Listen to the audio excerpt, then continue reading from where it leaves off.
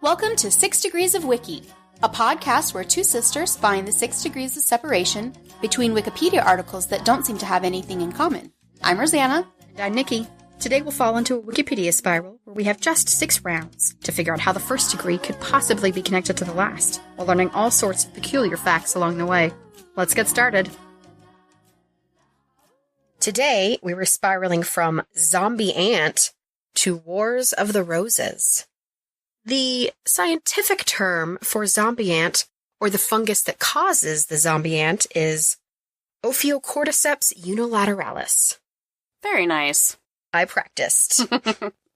I'm excited about these degrees because zombie ant is just weird, super weird. And I'd heard of it before, and I always meant to look it up, and I never did, and so I finally looked it up, and now I know what it is, and soon you will too. Rosanna, what do you think so far? Are you intrigued?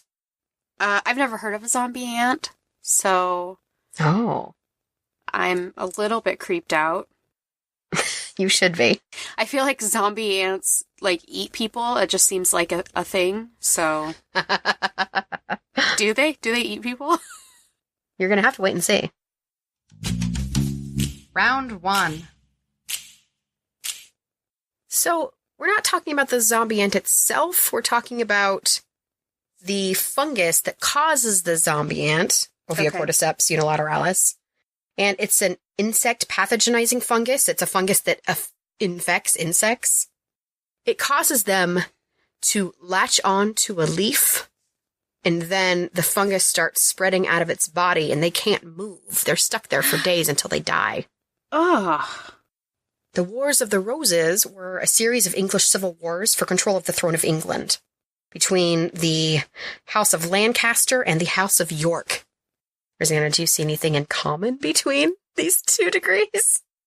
I'm sure it's obvious. Actually, yes. Really? It is, yeah. Okay. Roses have leaves. Zombie ants get stuck to leaves. Point. So... Well, you've solved it. Congratulations. Thank you very much. That's good enough for me. Okay. I'm sure it's good enough for our listeners. Let's learn about zombie ants Okay. and their fantastic fungus. That sounds like a cartoon. Zombie ants and the fantastic fungus. Love it. So I'm just going to call them zombie ants instead of referring to the name of the fungus every time because it's a lot of syllables in Latin. Right. It's only a 40-minute show. It was discovered by British naturalist Alfred Russel Wallace in 1859. Currently found mostly in tropical forest ecosystems, and it pretty much just infects ants, mainly the Camponotus leonardi ant. But it can get other ones. It's not as effective on other kinds of ants, though. It shows up in the tropical forests of Thailand and in the Brazilian rainforests. Here's the process of how the fungus turns an ant into a zombie. Is this going to be gross? Yes. So here's how it happens. An ant gets infected, and that's when they basically turn into a zombie controlled by this fungus. It affects their brain functions. They leave their canopy nest. They go down foraging trails to the forest floor, a very specific section, a height above the forest floor, which is super weird. It has to have a temperature and humidity suitable for the fungal growth, and I'll give you the specifics later. So then, the fungus causes the ant to use their mandibles to grab onto the biggest vein on the underside of a leaf, and there they stay until they die. What happens is that they're stuck there for 4 to 10 days until they die, and during that stage, it's a reproductive stage where fruiting bodies, which is a structure that produces spores, like the fungal spores, grows from the ant's head, which then ruptures to release more spores and infect additional ants. Oh, that's gross. All I can picture is just an ant with its head exploding. Well, the pictures are really creepy. It grows this tall kind of spike out of its head with a ball in the middle of it, which is the fruiting body. And that's what explodes. No, it's so gross. So you can identify them after they've died because they're stuck to this leaf with the thing coming out of their head. The pictures are unpleasant. That is very sci-fi. You know what I mean? Yeah, like, it sounds fake. So here are the weird specifics of what this fungus does. Oh, it gets weirder. Good. So the infected ant has irregular timed full body convulsions that make it fall to the forest floor first. Uh-huh. So the ant falls to the forest floor and then climbs 25.2, give or take, 2.46 centimeters. So a very specific height above the forest floor. Incredibly specific.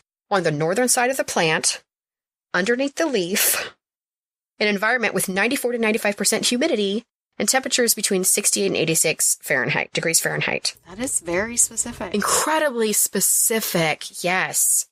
So generally, if you find one, you'll find lots of these infected ants in the same spot because they went to find a very specific location. So atrophy sets in after they clamp on with their mandibles, and they get lockjaw, which is basically a death grip, and so they can't escape. Even if they know what's going on, which is unknown because, they're ants. And as the fungus grows through their body, it enhances their exoskeleton, like fortifies it to make it stronger. So they're kind of protected from things that might come by and eat them while they're stuck there before the fruiting body can release all the spores. It's really, really creepy. Yeah. They also, this is a really weird one too. They secrete antimicrobials to ward off competition. Ah! Yeah. Interesting fact. The Ophiocordyceps unilateralis has been known to destroy entire ant colonies, but in response, ants have the ability to sense that a member of their colony is infected. And then the healthy ants carry away the dying one far from the colony to avoid additional infection. Ants also groom each other to combat microscopic organisms that can harm the colony, like this. Another interesting fact. This fungus that causes zombie ants causes the host body to produce what is the antibacterial substances, which scientists are using to study how to fight cancer and malaria. Oh. And to produce food coloring. Ew. Out of the stuff that turns ants into a zombie. I kind of don't really want that in my food. No, thank you. Round 2. Rosanna, are you ready to guess the next degree between zombie ant and Wars of the Roses? Now that you're sufficiently disgusted? Well, I was expecting to be scared of the ants, but now I just feel sorry for them. Yeah, it is kind of sad. It is. So nothing that I wrote down to me could get to the Wars of the Roses. So I'm just going to pick something that sounds interesting and hope for the best. Okay. So let's do it. I'm going to go with Alfred Russel Wallace. Okay. Your guess of Alfred Russel Wallace is incorrect. Okay. The next degree is fruiting bodies. It's what now? Fruiting bodies. Also known as sporocarp. I don't remember you saying fruit bodies. What was the sentence that was in? I said it multiple times. It's the weird ball that comes on the spike that explodes and all the spores come out of it. I feel so like it's that's fruiting like it. No, I feel like that's inappropriately named. Yeah, I think I would have gone with something else. Okay, tell me about fruit bodies. All right, fruiting bodies or sporocarp. It's fungi. It's a multicellular structure that has spore-producing structures on it, like basidia or acai. It's where they're born. There are a whole bunch of different shapes and morphologies found in this structure. Lots of different pictures in the article, which you probably don't want to look at because some of them are creepy. Fruit bodies are termed epigeous if they grow on the ground, like ordinary mushrooms, while others that grow underground are hypogeous. Epigeous, the on-the-ground sporocarps that are visible to the naked eye, are often referred to as mushrooms, while the hypogeous, under-the-ground fungi usually called truffles or false truffles. Interesting and gross fact. The largest known fruit body, I know you love these, is a specimen of Phalaeneus ellipsoideus, found on Hainan, which is a province in China. How long in inches do you think this was? This fruit body? What? Tell me how long it was and how much it weighed. Oh, God.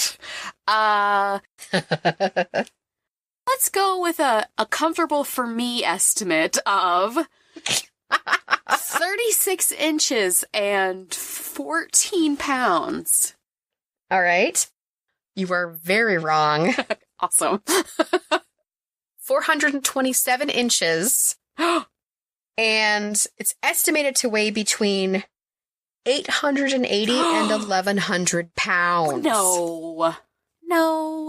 Yes. Yes. I don't think mushrooms can be that heavy. Just massive. Ugh. Where is it? China? Yep. Okay. Hang on, let me just pull out my places I want to go list and cross off China. Scary mushrooms. The scary mushrooms in China. Yep. Avoid them. That's why I'm not going. Hey, scary mushrooms. If it's actually the above ground kind, the epigeus, and it's a mushroom, they could make a whole bunch of meals out of it if it's edible. I'm actually not sure it is, because not all mushrooms are. I'm also going to take a hard pass on that dish. Between the food coloring and the giant mushroom, not appetizing. Enjoy your mushroom soup with some zombie ant food coloring. It's delicious. So gross. Round 3. Rosanna, what is the next degree between fruiting bodies or sporocarp and Wars of the Roses?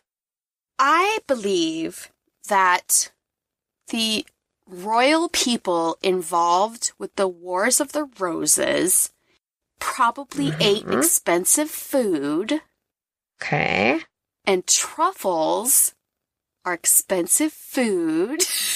Okay, they are. So I'm going to go with truffles.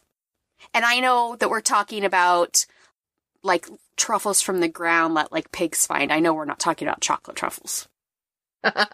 It's a very important distinction. Can you imagine getting a chocolate-covered truffle from the ground? That sounds disgusting. Can you imagine covering that giant mushroom with chocolate? It's a truffle. Causes a kerfluffle. No.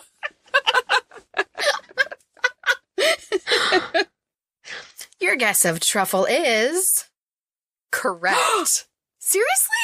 Yeah, it's correct. Oh, I am murdering you this season. You really are. You now have twice as many correct answers as me. Let's talk about truffles. So I'm going to make them sound gross to you. They're the fruiting body of a subterranean fungus. They are one of the many species of the genus tuber, like potatoes. There are also a whole bunch of other genera of fungi classified as truffles. Things like Geopora, Pizziza, Guiremyces, Lycagium, and over 100 others. Probably more that I cannot pronounce correctly. I'd say probably 98 more you can't pronounce correctly. I feel like I was just throwing in random syllables there. Truffles are ectomycorrhizal fungi, and that means they're usually found in close association with tree roots. During their evolution, because truffles have been around a long time, they lost the ability to disperse their spores by air currents, like most fungi do. Uh-huh. Instead, they propagate by animals eating them and then pooping them out. This is a really gross episode, Nikki. I mean, it's like really gross. I'm just making it so nobody wants to eat truffles when they find out how they're made. So I'm saving you all money. You're welcome. You know what? That's public service, Nikki. Always thinking of others. Some truffle species are highly prized as food, as I'm sure many people know. There was a French gourmet named Jean-Alphème Briand-Savarin that called truffles, quote, the diamond in the kitchen.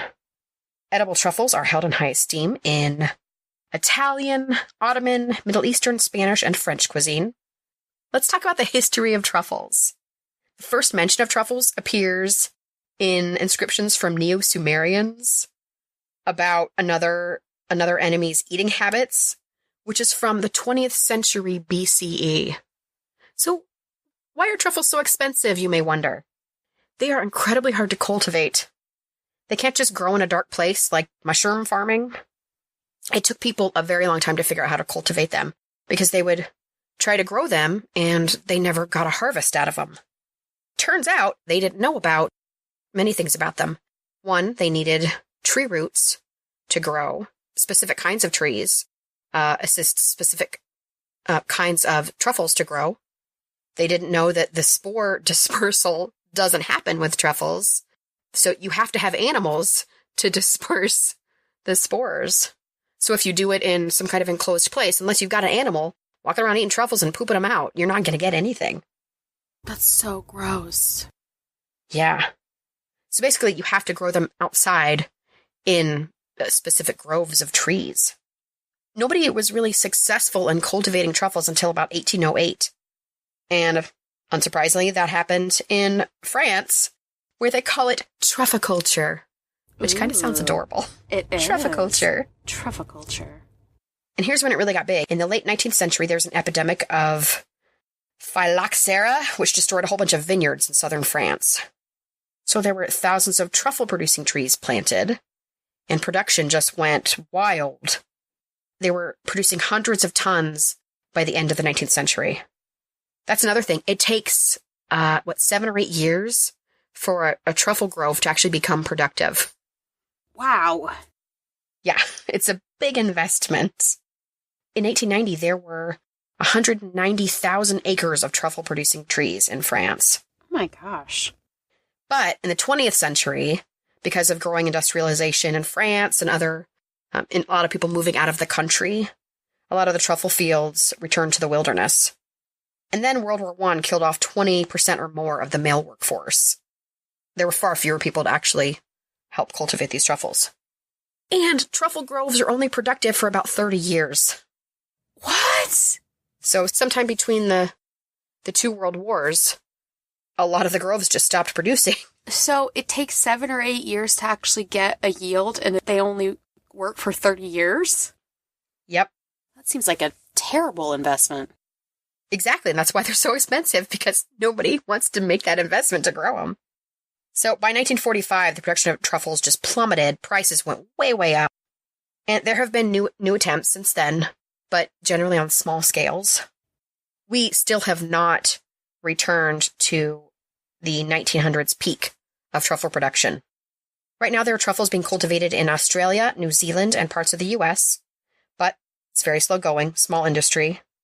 And a whole bunch of the bigger locations in the U.S. lost most or all of their trees to the eastern filbert blight in 2013 and just driven out of business completely. I really enjoyed this little table they had about comparing truffle dogs versus truffle pigs, or truffle hogs that they use to find truffles because they're underground. Both dogs and hogs have a keen sense of smell. Dogs have to be trained, while the hogs have an innate ability to sniff out truffles. Dogs are easier to control, but truffle hogs tend to eat the truffles once they find them. That's a problem. So they'll find more, but you'll probably get fewer back. Round 4. Rosanna, what is the next degree between truffle and Wars of the Roses? I hardly wrote anything down at all because, I mean, what? I'm trying to decide between tubers and King Francis I. Okay. I think since the Wars of the Roses was of two, English houses, my guess is King Francis I. Your guess of King Francis I of France is incorrect. But you're on the right track. I am? The next degree is French cuisine. Okay, that's a track next to the right track, but all right. Well, they both have France in them. That's true. French cuisine basically just encompasses the cooking traditions and practices from France.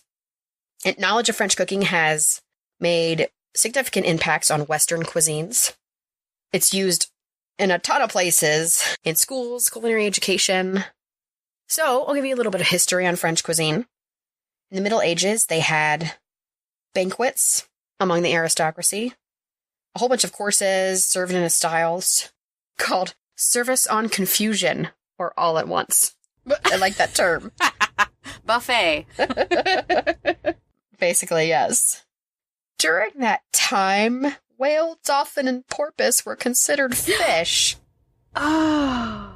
So during Lent, they served these sea mammals. No. Why is that so gross? I don't know why that's so creepy to me. Makes me feel uncomfortable. Me too. Why? First of all, I don't think I'd want to eat dolphin. You're talking about so much gross food this episode, Nikki. During this time, visual display of food was really important during that period. They would take roast swan or peacock and sew it back into its skin with the feathers intact. Oh. And then they would gild the feet and the beak. But peacock and swan don't really taste good. So sometimes they just put in goose or chicken instead, back in the skin of the bird. There's a lot wrong with that. There really is. I mean, I think I can only eat meat because it doesn't look like the animal that it came from. Right. So this really wouldn't work for me. And then after the 17th century, there were chefs François-Pierre La Varenne and Marie-Antoine Carême. And they were kind of celebrity chefs. But they started shifting French cuisine away from the foreign influence and developing France's own indigenous style, including cheese and wine as major parts of the food. I love cheese. Then in the 18th century, you're going to love this one, Rosanna. Okay. Bread was a significant food source among peasants. I love bread. They generally ate it 3 times a day. So? Is that weird? That's like a lot for like every meal. I eat bread at every meal. You too? I think so. Okay. Well, you would have belonged in 18th century France. Is that too much bread? That's a lot of bread. You know, toast, then a sandwich, then a roll at dinner. Mm-hmm. Oh. Bread was so important that the French government actually watched harvest and prices and supply and controlled a lot of it. Wow. I suggest everyone go look at this article because half of it is literally just the regions of France and photos of specialty entrees and desserts and hors d'oeuvres. It just makes me hungry. Yum. Just beautiful pictures of delicious looking food. I'm glad that the food talk took a turn at this point in the episode. I'm glad we're talking about good food now. It gets much better, yes. Interesting fact about French cuisine. There are over 9,000 restaurants in Paris alone. No. Over 9,000. How big is Paris? You can get basically any kind of food there. Doesn't seem big enough to have 9,000 restaurants. No place seems big enough for that. That's insane. No. 9,000? 9,000. I mean, does that include, like, coffee shops and stuff? Or is that, like, real restaurants? Does that include fast food? Do they have fast food in Paris? Oh, yeah. Some of them are as uncultured as us. I'm sure they have McDonald's. Yeah, they have French fries. Duh, it's France. Round 5. Rosanna, what is the next degree between French cuisine and Wars of the Roses? In the beginning of this, I knew what I was going to say. But then I got very distracted by the cheese and bread talk. But I think based on the direction we'd like to be headed, my guess is aristocracy. Your guess of aristocracy is incorrect. Okay. Was I close? No. Cool. The next degree is medieval France. Oh, I even had that written down too. Oh, nice. And I couldn't decide between those two because I feel like they both were headed that direction. Okay. I don't actually know that much about medieval France, though, so lay it on me. Well, you will soon. Just the highlights, though. Because if I told you about the 6 centuries of medieval history, it might take a while. Yeah, I don't want to do that. I'm more of a synopsis kind of girl. Medieval France was the Kingdom of France in the Middle Ages, from roughly the 9th century to the middle of the 15th century. Give you just some high points. That was when the transition from Romanesque architecture to Gothic architecture happened, around the 12th century. The Carolingian Empire crumbled. It was a pretty big deal back then. And then the House of Capet rose to prominence. And that was from 987 to 1328, so a good amount of time. Hugh Capet, the Duke of France and the Count of Paris, established the throne on the Capetian dynasty with its Valois and Bourbon offshoots, who ruled France for more than 800 years, which is a long time. That's a pretty good dynasty. Interesting fact about Hugh Capet. We don't really have any interesting facts about him. There's hardly anything written about him. We know practically nothing about that guy, even though he founded a dynasty. His life was not well documented. Now, his son, Robert II, I thought this was interesting. He lived with a mistress, Bertha of Burgundy, and was excommunicated by the church because of this, but still regarded as a model of piety for monks. What? And so-called Robert the Pious. No. They called him Robert the Pious, even though he was excommunicated. Very inconsistent, the French. He crowned his son Hugh Magnus as king of the Franks when he was just 10 in order to secure the succession. But Hugh very quickly rebelled against his father, this very young man, and died fighting him in 1025. No! So by trying to secure the succession, he That's ironic. basically led to his son's death, yeah. And so Hugh's brother, Henry, was crowned Henry I instead. Ah. And then from 1337 to 1453 was the 100 Years' War between France and England, which was also about succession disputes and fighting over land rights. And then the Black Death catastrophe, 1348, killed an estimated 1/3 of the population of France.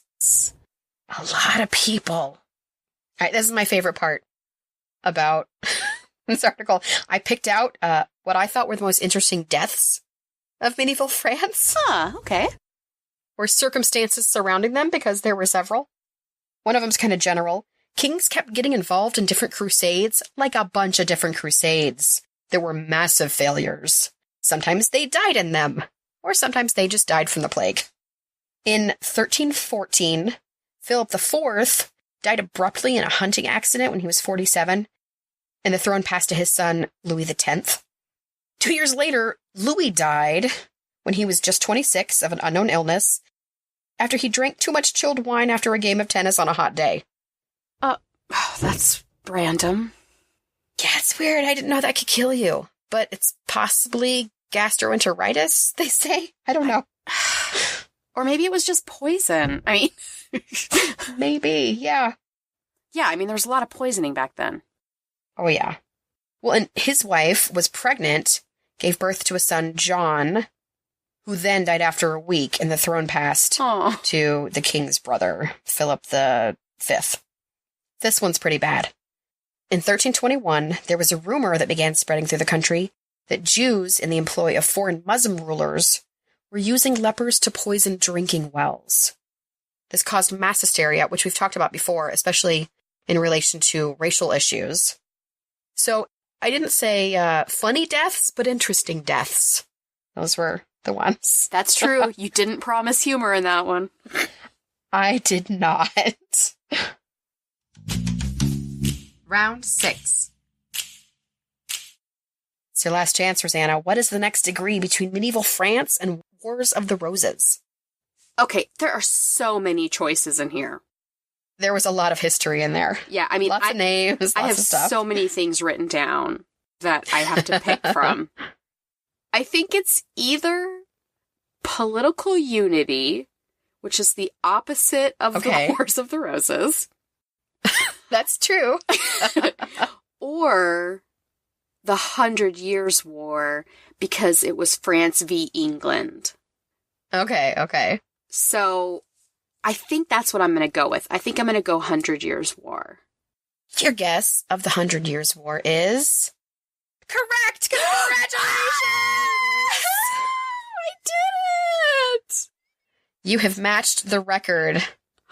2 in 1 episode. I know. I'm amazed. Good job. All right, 100 Years' War. Strap in. It is 125 years long. Whoa. Isn't as catchy to say as 100 Years' War. Okay. I know that everybody knows how I feel about things that are named something that they're actually not. The 100 Years' War was a series of conflicts from 1337 to 1453. These were waged by the House of Plantagenet, who were the rulers of the Kingdom of England, fighting against the French House of Valois over the right to rule the Kingdom of France, so a pretty big deal. This was 5 generations of kings from these rival dynasties fighting for the throne of the largest kingdom in Western Europe. So why did they fight in the first place? Let me tell you. The English royal family actually originated in France. They were Norman and later Angevin in origin, yeah. Okay, yeah, that sounds familiar. And because of this, English monarchs usually held not just the English crown, but titles and lands in France. Right. Making them vassals of the kings of France. Right.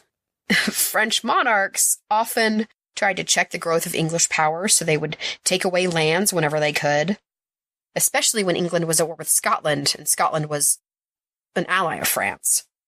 And so English holdings in France varied in size over the centuries, a whole bunch. Sometimes they held more lands than even the French did. Oh, yeah. But by 1337, only Gascony was left to the English. Here's how it started. In 1316, a principle was established that stopped the succession of the French throne from going through the female line. Here's why that happened. Because it used to be just fine. But then Louis X died in 1316, and he left a daughter and a son that was born after he died, who lived only a few days. So they were left with this daughter.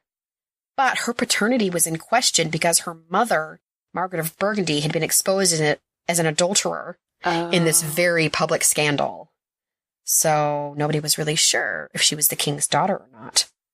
So they set up this new rule. Which doesn't make any sense, because they wouldn't have questioned that if it was a boy that had been left. I know. I mean, that's completely insane. So this first really affected things in 1328. Charles IV of France died without any sons or brothers. His closest male relative was Edward III of England. And his mother, Isabella of France, was the sister of the deceased king. So Isabella claimed the throne of France for her son, but the French were like, no, not going to happen, saying that she couldn't transmit a right she did not possess. Right. With her matrilineal line. Uh-huh. Interesting fact about this, the French nobility also balked at this because they didn't want to be ruled by Isabella and her lover, Roger Mortimer, who were very highly suspected of having murdered the previous English king. Oh, well, okay, I could see some suspicion there. So there's that too, yeah. But that's a separate issue, but valid. Also, political sentiment favored a Frenchman for the crown rather than a foreign prince. Right, yeah, of course. So, the throne passed to Philip, Count of Valois. Valois is that house. He was a patrilineal cousin of Charles IV. Oh, then Philip became Philip VI of France. So at first, because the English didn't actually expect them to accept this English prince as their king, so they didn't make a big deal out of Philip being crowned. Then Philip and Edward, the King of England, started having some disagreements. They didn't really get along. And then Philip started confiscating Edward's lands in France, so Edward tried to reassert his claim to the French throne because he was mad he was losing his land. Kicking off 125 years of warfare. Now, why did it last so long? There were 3 separate phases of it, with peace in between for a few years. At first, for decades, the English were winning, so they kept pouring more money into it. And so the first phase just kept going on and on and on. Because English kept thinking that they were going to win. Spoiler alert, the English did not win. So the French had more resources than England. So some of the separate conflicts, the Edwardian War from 1337 to 1360, Caroline War, 1369 to 1389, the Lancastrian War from 1415 to 1453. So round 2 of the 100 Years' War, the second phase was over succession, again, and ended because England and France were just a mess entirely. After reading this, I don't know how they even had time to fight each other. So there was a peace for a while, a truce. And then round 3, the last phase of the 100 Years' War. One interesting thing that happened was the Battle of Agincourt in 1415. Henry V won. He was worried that all the very large number of prisoners he took were a security risk, because there were more French prisoners than there were soldiers in the entire English army. So a lot. Oh. So to combat that, he ordered their deaths. All of them. No. I feel like that was a bad decision. Yeah, gonna make a lot of people mad. There was this young teenage girl in 1429 who went to the Dauphin and said that she got visions from God telling her she had to help drive out the English. She raised the morale of the troops who had attacked the English and forced them to lift the siege. That young woman was Joan of Arc. Good for Joan. Super awesome. Yep.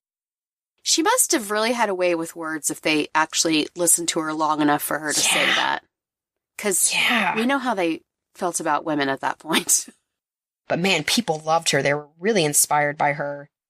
So after that, the French were even more inspired. They took several English strongholds on the Loire and caused the English to retreat from the Loire Valley, followed by the French army, who caught them, killed a bunch of them, and took their commander prisoner. Unfortunately, the next year, Joan of Arc was captured by the English and burned at the stake. That was a really bad move on the English's part. Then the fortunes of the war just turned dramatically against them. Also, the French artillery, by this point, had gotten a reputation as the best in the world. So instead of taking months to lay siege to a castle, it took them days with cannon bombardment. And they just started winning, just winning all over the place. All they did is win, win, win. No matter what. So that was basically the end, the aftermath of the 100 Years' War. The English nobles were very dissatisfied because they lost their land holdings in France. Also, they're pretty shocked that they lost a war where they had been there's so much investment in this war. And that became factors leading to the Wars of the Roses, which we will now talk about. It was a series of English civil wars for control of the throne of England. And it was fought between two rival branches of the royal house of Plantagenet, the House of Lancaster, which is the Red Rose, and the House of York, which is the White Rose. Okay. Eventually, these wars eliminated the male lines of both families. Wow. Kind of backfired. And it lasted through multiple episodes between 1455 and 1487. There was some fighting outside that span, but that's kind of the main chunk. So it happened because, as I said, the social and financial troubles after the 100 Years' War. Also, feudalism was kind of destructuring at that point. And unfortunately, there was some mental infirmity with King Henry VI, which revived interest in Richard of York's claim to the throne.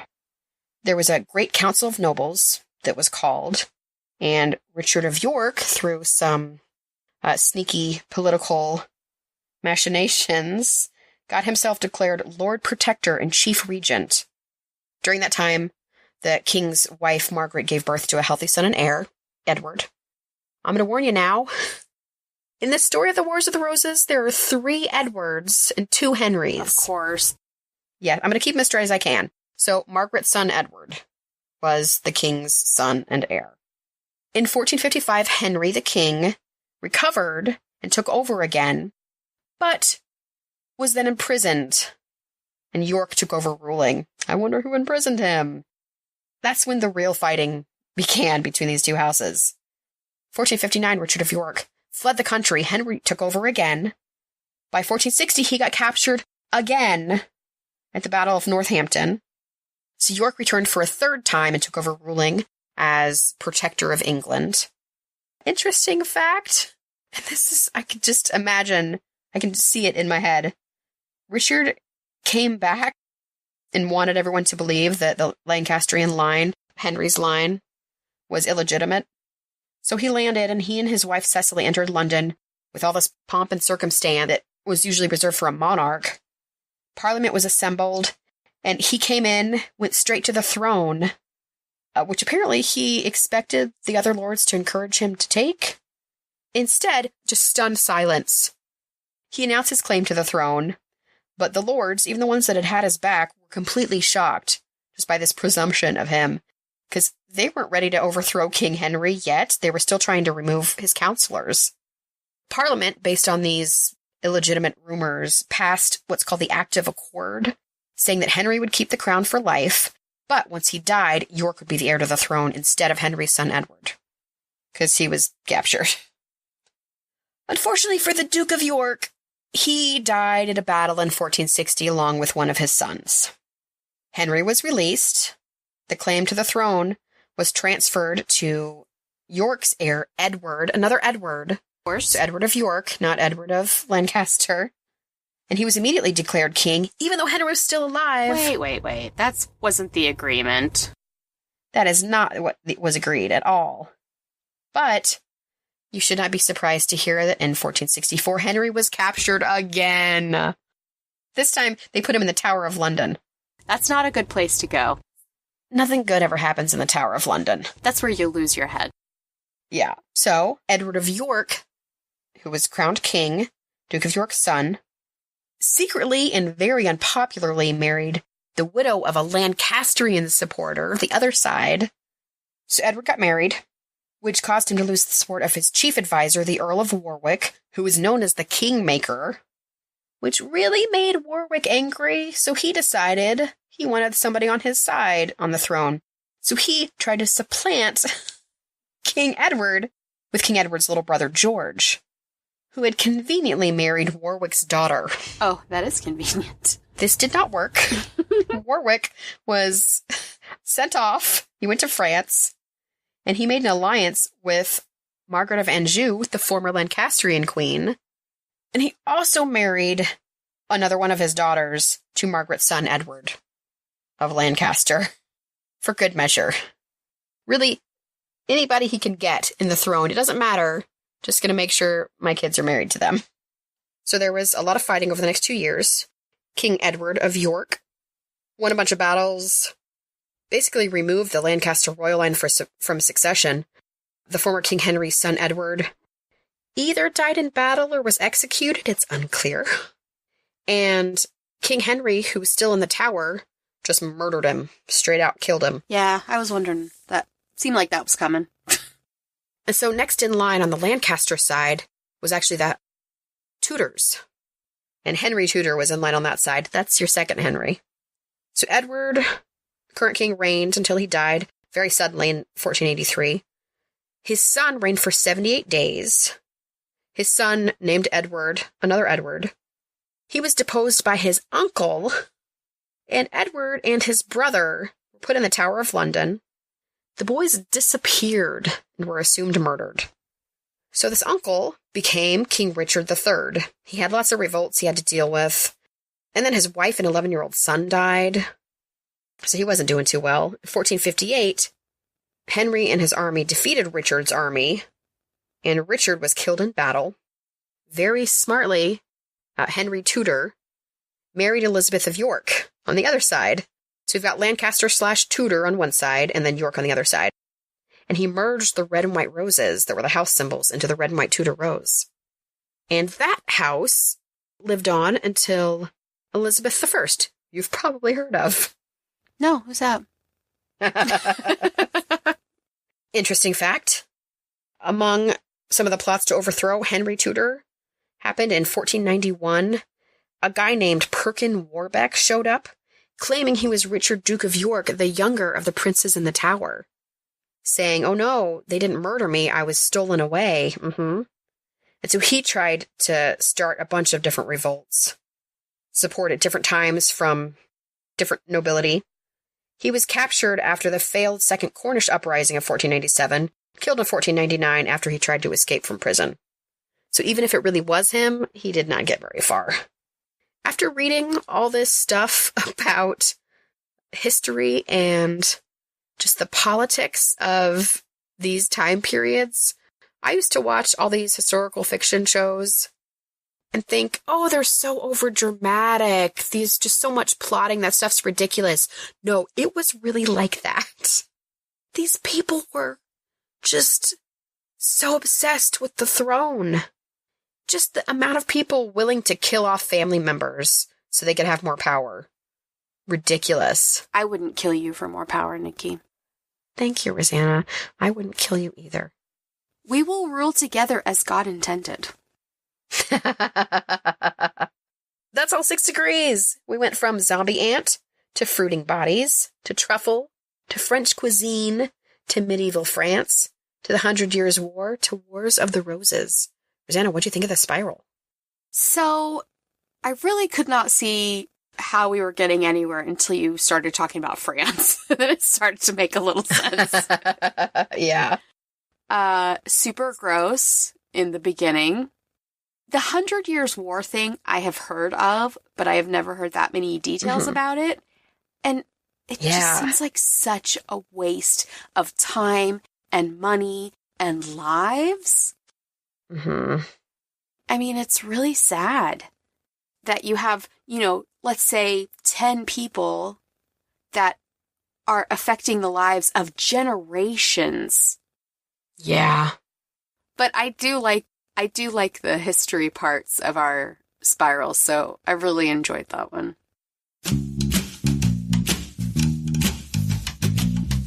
And now we have a brand new review to read. This review comes from Erica with the Customers Also Watched podcast. 5 stars, unique trivia podcast. I love a good Rabbit Holes podcast, and adding trivia to the mix just makes it that much better. Fun to listen to and informative, even if you're only passively listening. Thank you so much for that review, Erica.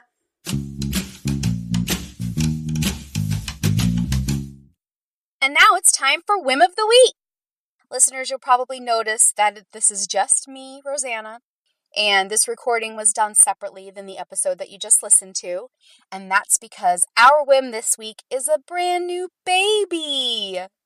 So Nikki's at home right now with her new baby boy, and he was born on March 14th, and his name is Grover Augustus Patrick. Grover is after our maternal grandfather, and Patrick is after our father. And Augustus, well, that's just a really dang cool name. I'm traveling to Nikki's house next week. I'm so excited to hold the new baby. Babies are so much fun. And so our schedule for the next couple months is going to be a couple of regular episodes in April. We also have a guest episode coming out at the end of April. And then we're going to record some maybe special guest episodes or just a little bit of something different, so Nikki can take some time off with the baby. There will not be any new episodes in June, and then we're going to come back in July.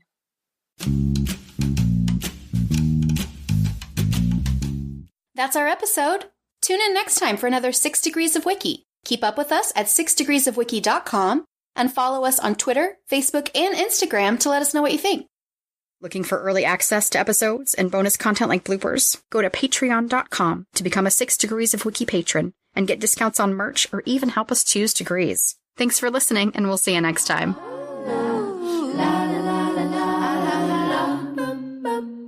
Dig-a-da-da-da-da-da-da-da-da-da.